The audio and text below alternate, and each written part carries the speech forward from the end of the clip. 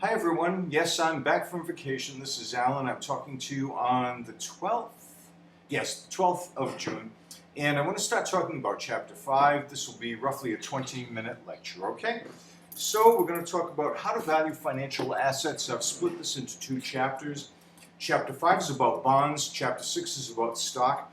And we want to be able to figure out why stocks and bonds trade at a certain price, okay? Now, they're both relatively easy, but because bonds, I would have to say, are the easier of the two, I'm going to start with them, okay? So I want to begin by saying that there are three ways that a company raises money. And let me go to my slideshow here and flash these things up as we go, okay? So the ways that a company raises money, and when a company grows, it must raise money, and a company must always be growing. Therefore, you can deduce that a company must always be raising money. It does it in generally three ways, okay? First of all, it does it through its own operations. That's the best of all worlds, okay? If your business can raise money by generating revenues and profits, which become cash flow, that's the best of all because you don't have to involve any outsiders or incur any costs. So you plow that money right back into your company. Okay, failure to do so places you obviously in peril. Okay, now if that's not enough, and in a rapidly growing business it may not be, then you have two other choices. Number one, you can issue equity, you can give up stock, that means giving up ownership, and if there's a way to avoid that, obviously you'd want to do it because that means you get to keep the whole pie for yourself. Okay, the other version of raising money, if you don't want to borrow, is going to be to, if you don't want to issue stock, is to borrow it, okay?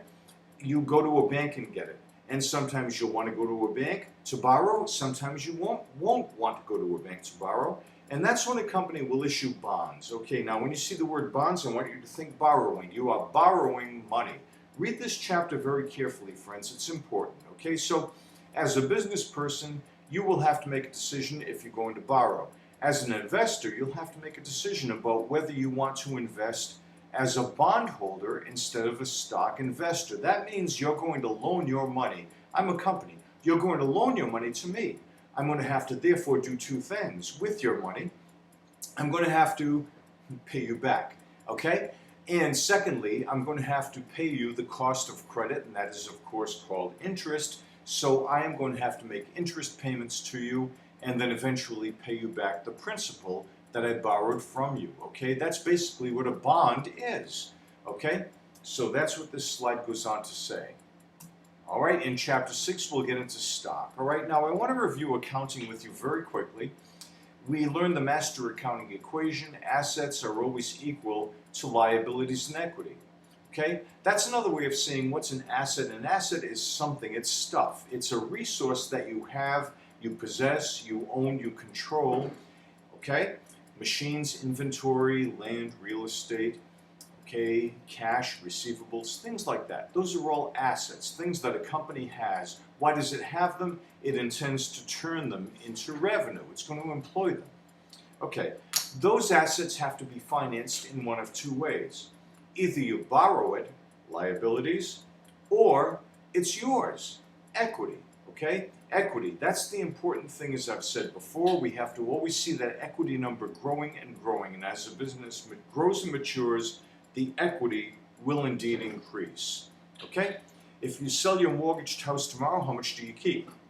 If your house has a value of $120,000 and you still owe the bank $80,000 on your mortgage, okay, the $80,000 is a liability. That's how much you owe the bank.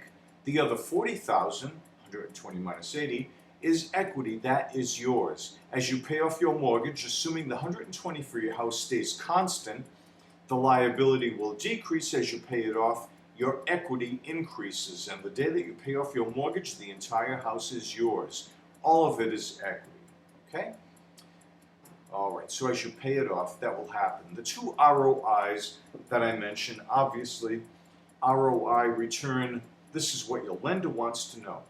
Your lender wants to know how her investment will be returned, return of her investment.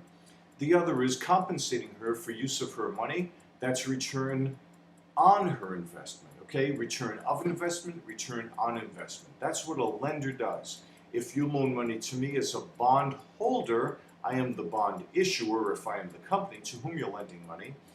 Those two ROIs are what you're interested in. How are financial assets valued? Friends, I cannot emphasize this enough. I'm going to flash over here. Look at that box. How are financial assets valued? Okay? As a general rule, excuse me for that, the value of any financial asset today, okay, is going to be equal to the present value of all expected future cash flows. That doesn't mean they will happen, but it is what you expect. Okay? So please remember that. When you're valuing a financial asset, when you borrow money, when you loan money to a company that wants to borrow from you and you hold a bond, or if they issue stock and you own that stock, if you invest in a mutual fund, okay, whenever you invest in a financial asset, its value to you today is based on the future cash flows that you expect, discounted, Chapter 2, present value, to today's money. That's why Chapter 2 is so important to us, ladies and gentlemen, personally as well as in business, so you can understand what that asset is worth, just like we discounted a lottery, a series of lottery winnings in the future to today. What are they worth? That's how stock works, that's how bonds work, that's how all financial instruments work as far as the value that someone will pay for them today. Okay? So what is a bond? It's basically a borrowing.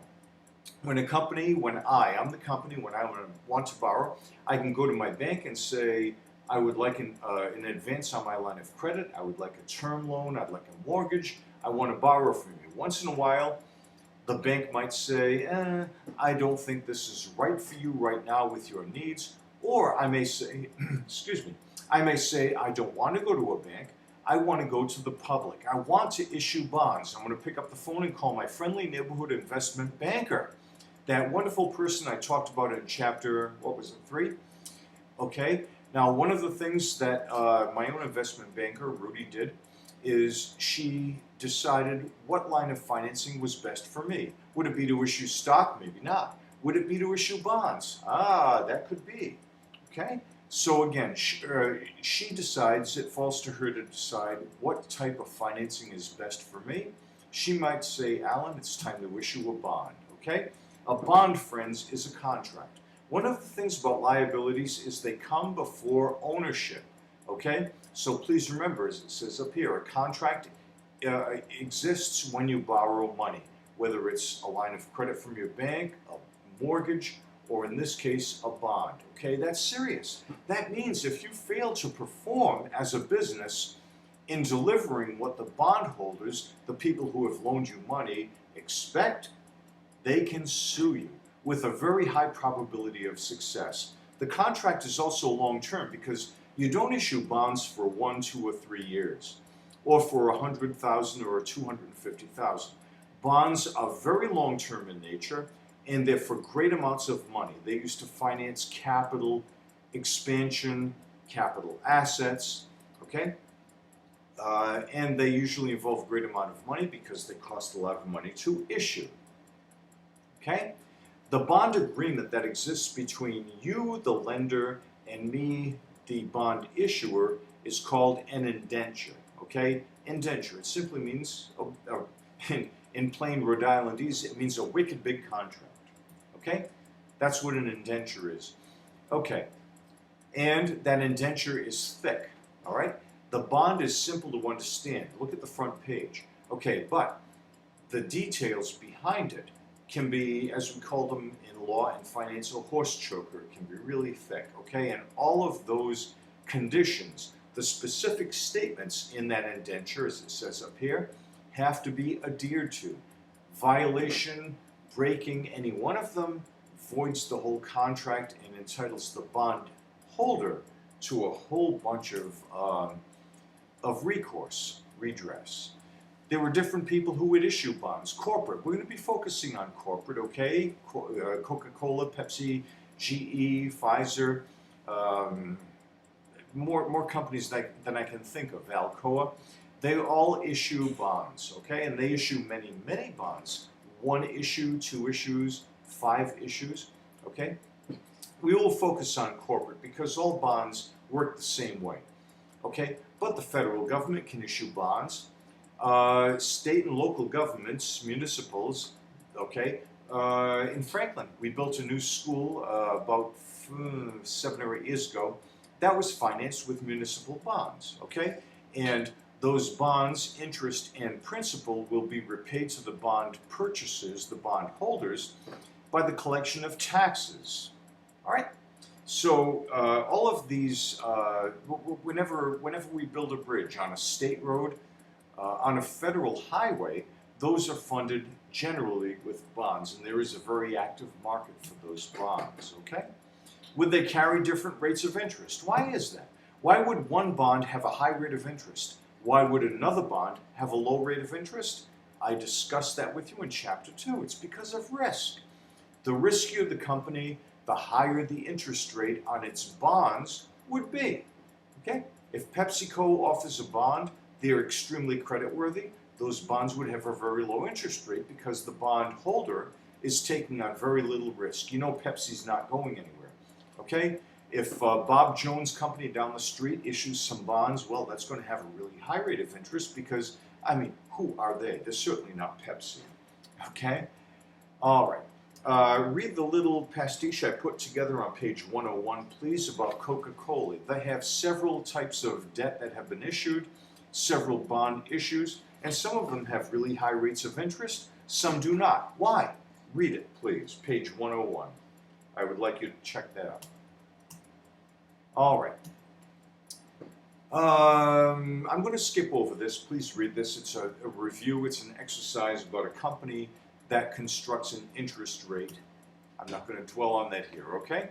So remember, whenever you have several bond components, you can always solve for a missing component. That's a fast review on page 101 and 102.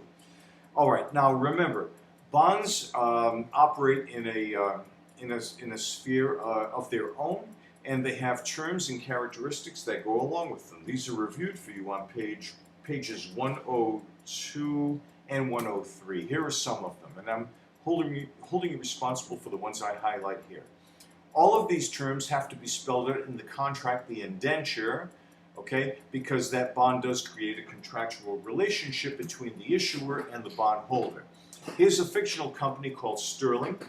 They're going to issue $15 million worth for 20 years. That's a typo, I apologize. That should say 20-year bonds on January 1st of 2014. Okay, now a bond has a par value, P-A-R, also known as a face value. Now, generally speaking, bonds are issued in denominations of $1,000.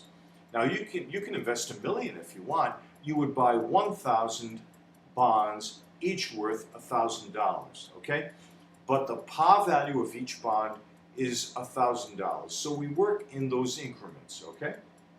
All right. So that's what par value of a bond means.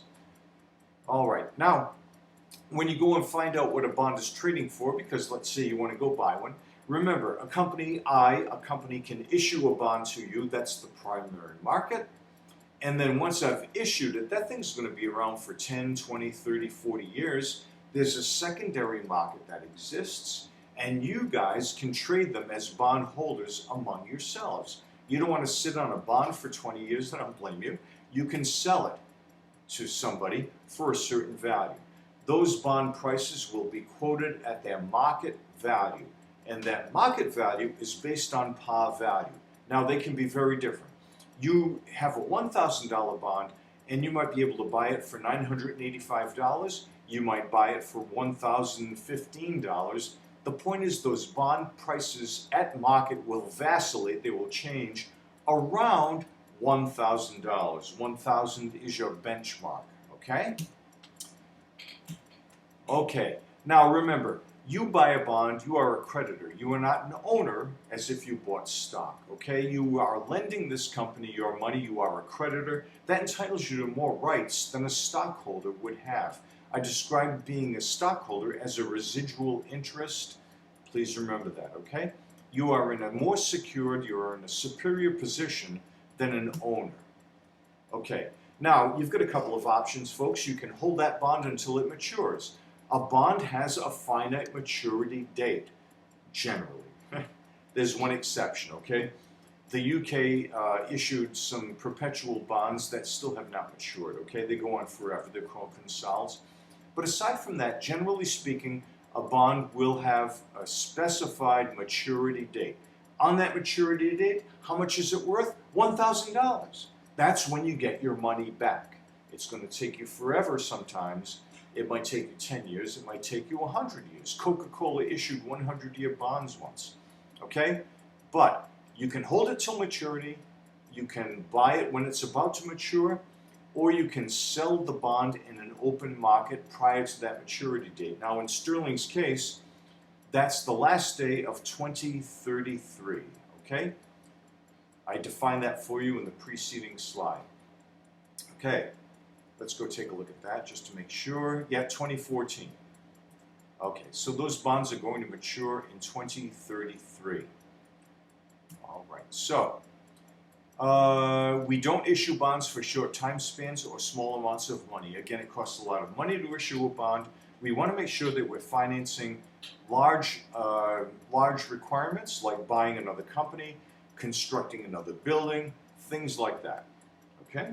And we certainly don't do it for short time spans because of that principle I mentioned to you before. We try to match the length of financing to the life of the asset, okay? So if you're building a structure that's going to last you 30 years, you would finance that with a 30-year bond. It will take that long for the asset to return its value. You don't finance that with short-term money, okay? Get in touch with me with any questions. Now, when you issue a bond, usually, there are always exceptions as people are so creative in finance and law, but usually the bond will have a fixed interest rate throughout its life. We call that the face rate or the coupon rate. In the case of our fictitious company Sterling, I've pegged that at 8%. That means throughout its entire life, Sterling will pay 8% per year. If you hold one Sterling bond, $1,000, that means every year you're going to get a check for $80, okay, 8%, $80, okay? That is the face rate. All right, now here's the deal. Because bonds cover a long amount of time, interest rates will fluctuate. Interest rates will sometimes be really high, like they were in in the late 70s, early 80s. They were still high, not quite as high, in the late 90s, and in the 2000s, they started to really take a long downward slide. They're really low now. In another 10 years, they'll be high. What will interest rates do? They will fluctuate, okay? So the face rate of a bond throughout all those fluctuations will stay the same. A Sterling bond is going to pay 8% throughout its life, regardless of what the market is doing with ups and downs. Okay, that's very important to us because that determines the rate at which I will buy or sell a bond from you, with you, okay? All right, so sometimes a bond is going to be paying less than a comparable bond in the market because time has elapsed since that 8% bond was issued. Other times, Sterling will be paying more than a comparable bond, okay? So when you lock in a bond, sometimes interest rates will go up and your bond is not doing as well as they are.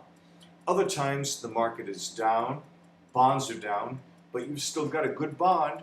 It's paying higher than competitive bonds are.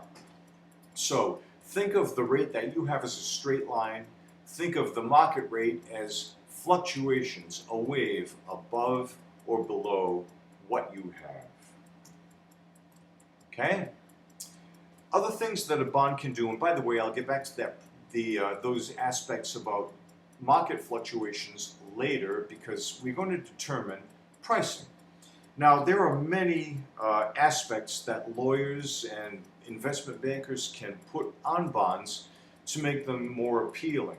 Sometimes the bond issuer has to really sweeten the pot to make you, as a potential bond buyer, focus on them. Other times they'll be in a position of strength. Okay, like everything else in business, once in a while you'll be in the position of strength, other times I will be. So some of the things that bond issuers use to sweeten the pot or to exercise their position of strength, okay, certain options, one of them might be convertibility.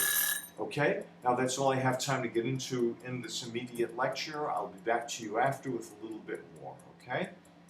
That starts our lecture on our lecture series, I should say, on chapter 5. More to come. Take care.